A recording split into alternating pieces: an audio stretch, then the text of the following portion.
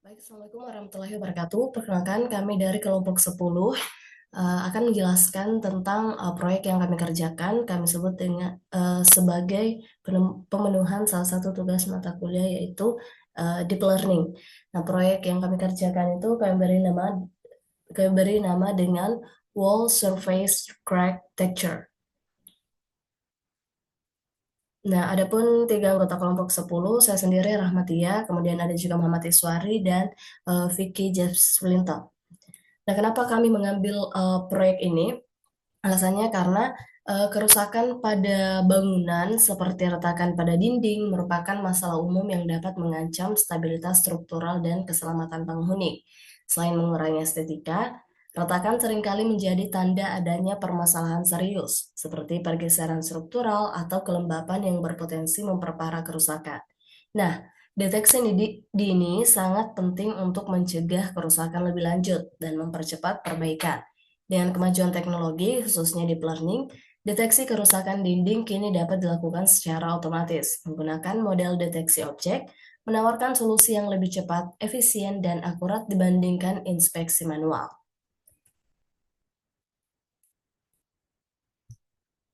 Nah, tujuan dari proyek ini itu menghasilkan dataset representatif untuk mendeteksi berbagai jenis retakan. Kedua, menggunakan teknologi deep learning, khususnya model YOLO V5, untuk deteksi kerusakan permukaan dinding secara akurat dan efisien, mempercepat proses inspeksi dan mengurangi ketergantungan pada metode manual. Kemudian terakhir itu meningkatkan efektivitas identifikasi kerusakan sejak dini, mencegah kerusakan lebih lanjut, dan mengurangi biaya perbaikan.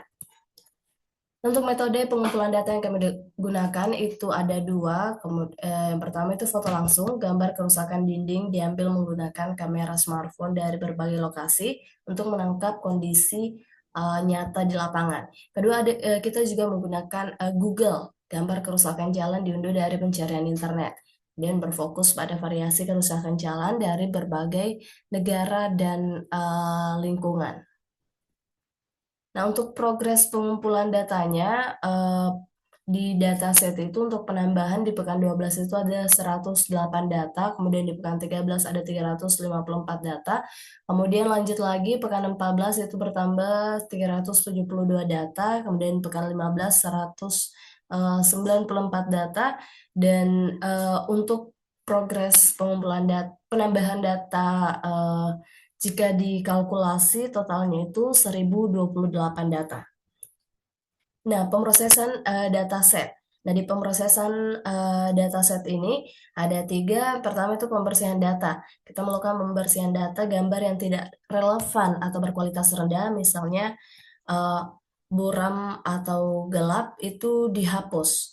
Kemudian augmentasi dataset ini dilakukan anotasi terhadap seluruh gambar, kemudian ukurannya disesuaikan dengan menjadi 640 kali 640 piksel. Yang ketiga itu anotasi atau labeling. Nah, di sini kita bagi menjadi tiga label. Yang pertama itu no crack, dinding yang masih mulus. Kemudian ada kedua itu small crack, pola keretakannya masih kecil.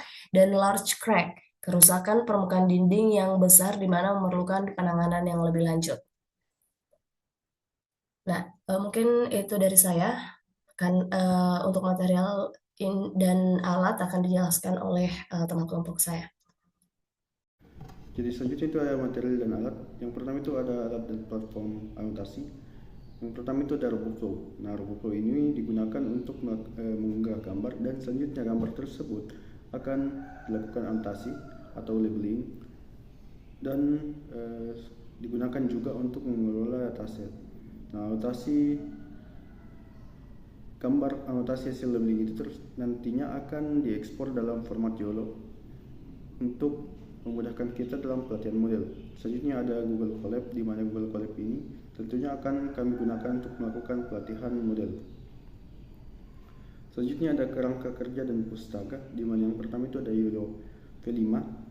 Jadi kami menggunakan model YOLO V5 untuk melakukan deteksi dan klasifikasi kami, di mana kami memilih YOLO V5 karena model ini merupakan model yang memungkinkan melakukan pendeteksian atau pengklasifikasian retakan pada permukaan dinding secara cepat dan efisien. Bahkan biofilm ini dapat melakukan klasifikasi dan deteksi dalam kondisi gambar yang bervariasi.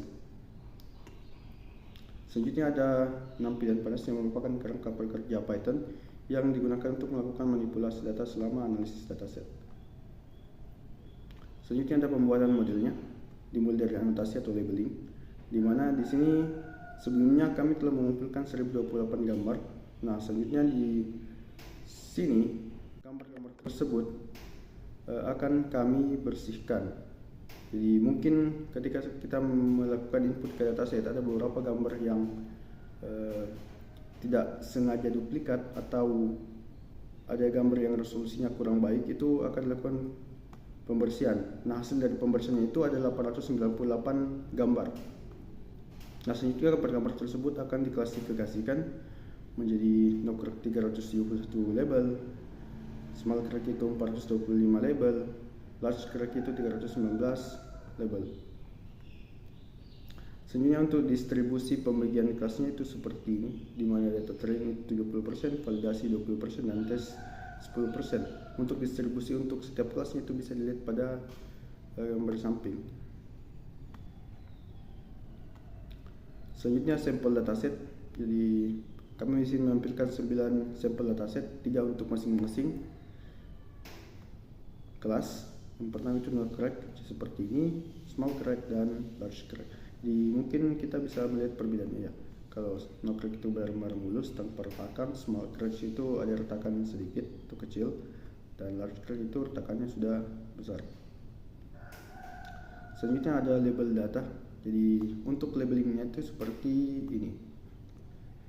Jadi labeling itu dilakukan secara manual dan untuk setiap retakan. Jadi ini mungkin contoh untuk large crack. Mungkin demikian dapat saya sampaikan. Untuk penjelasan selanjutnya akan dilanjutkan oleh teman saya.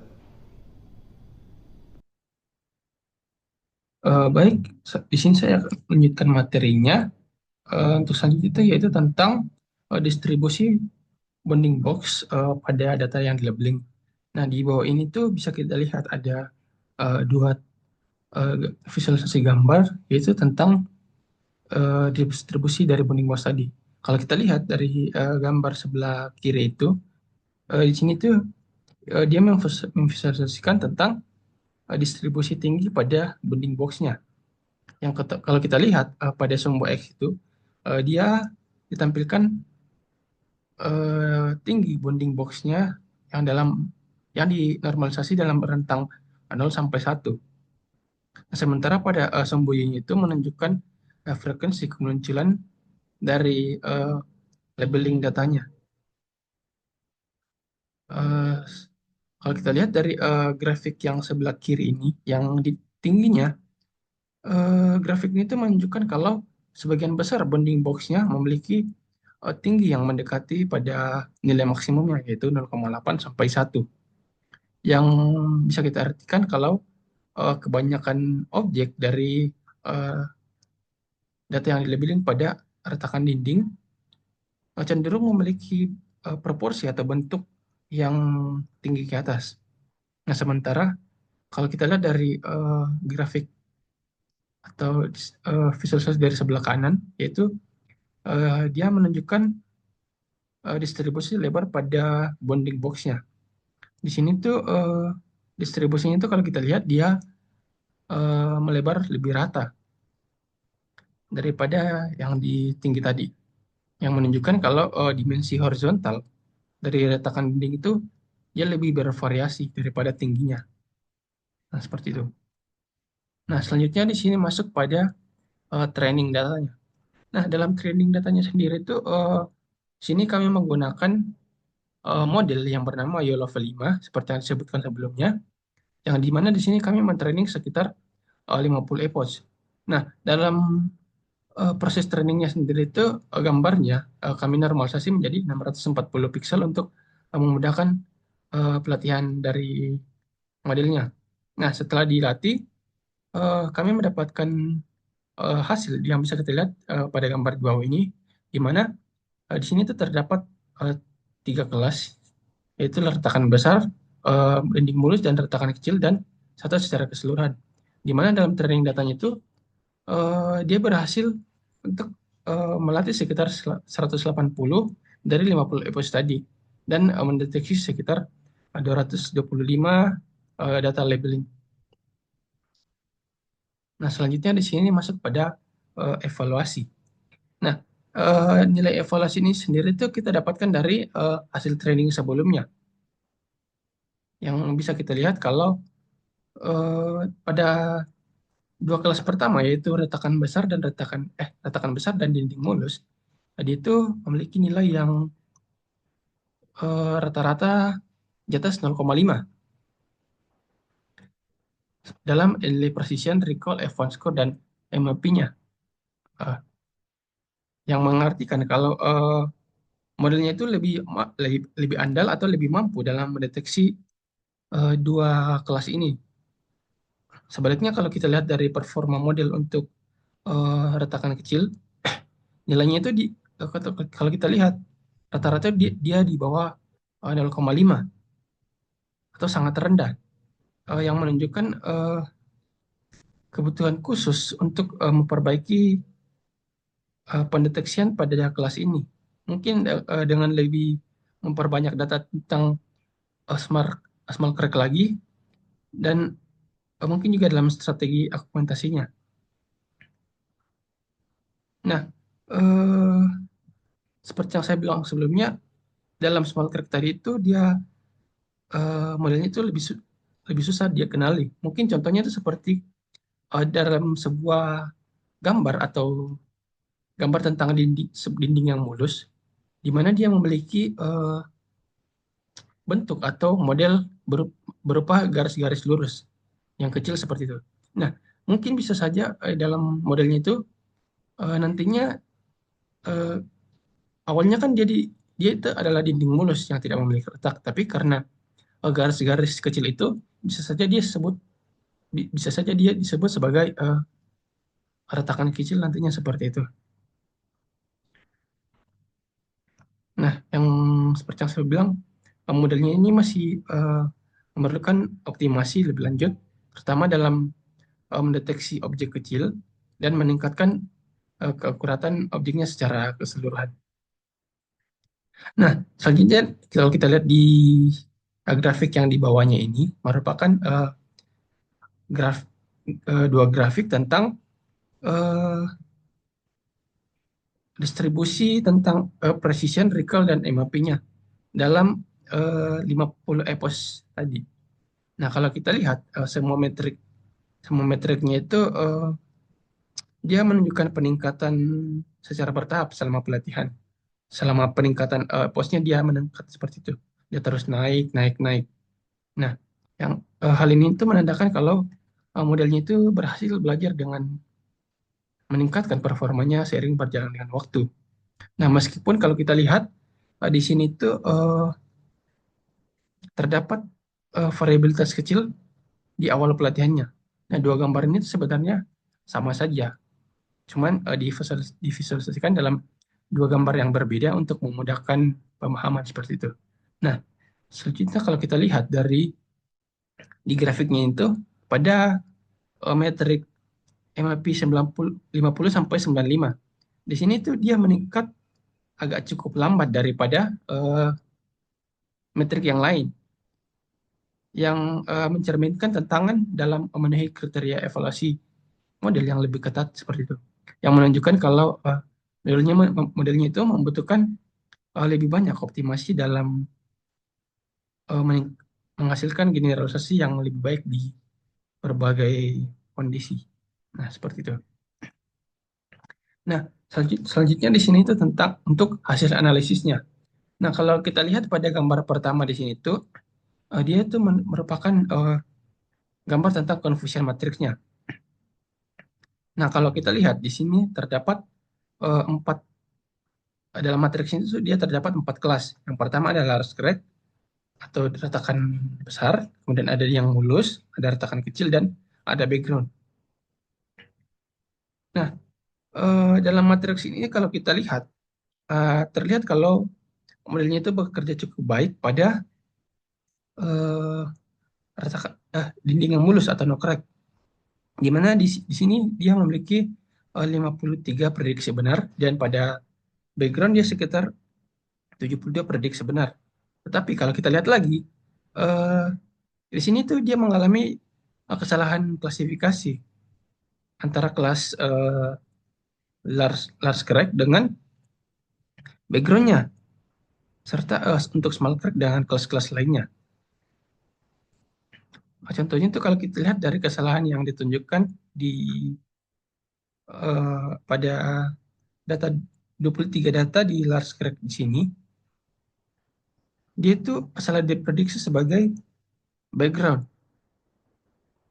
Nah, secara keseluruhan, eh, confusion matrix ini menandakan kalau meskipun modelnya tadi yang seperti yang dibilang, dia dapat mengklasifikasikan beberapa model kelas dengan baik, tetapi masih terdapat kebingungan yang perlu diperbaiki. Nah, terutama pada kelas yang memiliki karakteristik yang mirip seperti yang tadi saya sebutkan di contohnya kayak dinding mulus yang memiliki garis-garis dengan retakan kecil yang memiliki garis-garis kecil juga. Nah, di situ mungkin ada kebingungan untuk membedakan karakteristiknya. Nah, selanjutnya kita lihat pada serangkaian grafik di sini tuh ya yang digunakan untuk memantau kinerja dari modelnya. Nah, kalau kita lihat pada tiga grafik pertama di sini, dia itu menunjukkan nilai loss pada trainingnya, di mana nilai loss di sini, ketiga nilai loss di sini tuh dia menurun seiring bertambah epochnya, yang mengindikasikan kalau terdapat peningkatan kemampuan model dalam memprediksi bounding box-nya, serta membedakan kelas dan dia lebih bisa fokus pada area yang relevan dalam gambarnya.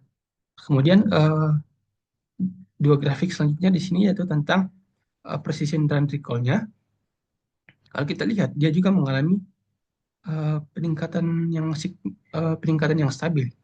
Di sini dia menunjukkan kalau modelnya itu semakin akurat dalam prediksi nilai positifnya untuk data-datanya tadi. Selanjutnya di sini pada uh, tiga gambar untuk validasinya. Nah, di sini tuh juga tiga gambar validasi untuk loss yang menunjukkan dia menunjukkan pola yang cukup mirip dengan training di atas tadi, yang dia mengalami penurunan yang signifikan dalam loss-nya, yang menandakan generasi model yang cukup baik uh, pada data yang belum pernah dilihat seperti itu. Nah, selanjutnya di sini pada metrik MAP-nya yaitu 50 dan 50 sampai 95. Di sini kalau kita lihat dia juga mengalami peningkatan yang stabil, mirip seperti dalam precision dan recall-nya, yang menandakan modelnya itu mengalami peningkatan dalam objek mendeteksi objek dengan berbagai tingkat akurasi. Nah, kalau kita lihat secara keseluruhan, eh, grafik-grafik ini itu menunjukkan tren positif di mana modelnya itu berhasil belajar dengan konsisten tanpa mengalami tanda-tanda overfitting dengan kinerjanya yang terus meningkat baik pada training ataupun validasinya. Nah, seperti itu. Nah, terakhir di sini tuh kita masuk pada kesimpulan. Nah, untuk proyek tentang deteksi kerusakan pada dinding yang kami buat ini bisa dibilang dia cukup berhasil dalam mengembangkan sistem deteksinya, di mana dia dapat mendeteksi secara akurat dan efisien menggunakan model level 5 yang kami coba. Nah, di mana dia memberikan solusi yang cepat dan uh, akurat untuk inspeksi infrastruktur. Nah, sistem ini juga kami buat di mana dia mampu mendeteksi berbagai jenis retakan dengan kondisi yang beragam seperti yang retakan kecil, retakan besar, dan dinding yang mulus. Nah, dia dapat mendeteksi dengan baik, nah, meskipun terdapat tantangan seperti noise atau gangguan pada datanya. Ya, misalnya seperti terdapat data yang kotor seperti itu. Kotoran dalam datanya yang masih bisa diprediksi dengan cukup benar. Nah, dengan dengan pengembangan yang lebih lanjut, seperti peningkatan dataset yang lebih baik dan optimasi model, nah, teknologi ini tuh bisa dibilang memiliki potensi besar untuk mendukung pemeliharaan infrastruktur secara proaktif, mengurangi risiko kerusakan yang besar, dan meningkatkan efisiensi inspeksi visual di berbagai aplikasi nyatanya. Nah, mungkin cukup sekian dari kami kelompok 10 tentang dataset wall surface crack texture dataset atau kerusakan pada permukaan dinding. Nah, selebihnya mohon dimaafkan apabila ada salah kata. Sekian dari kami, terima kasih.